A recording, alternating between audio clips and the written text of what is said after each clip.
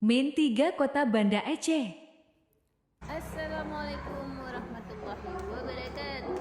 Hai teman-teman, jumpa kembali dengan channel YouTube kita Min 3 Kota Banda Aceh.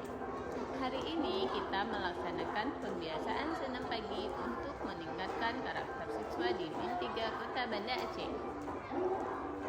Dengan pembiasaan senam pagi tersebut, siswa lebih tertanam sikap disiplin, tanggung jawab, dan kebersamaan antar teman sehingga mereka lebih aktif dalam kegiatan tersebut.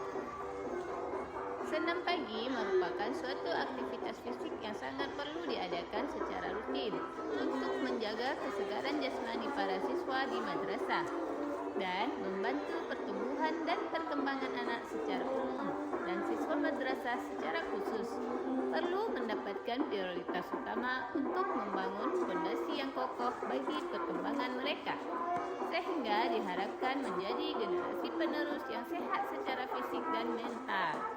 Gerakan-gerakan pada senam pagi selain melatih otot-otot pada tubuh juga melatih gerakan motorik pada anak. Dengan gerakan motorik yang terlatih, diharapkan anak, dalam hal ini siswa, dapat lebih terampil dan kreatif dalam melakukan aktivitas di madrasah sehari-hari.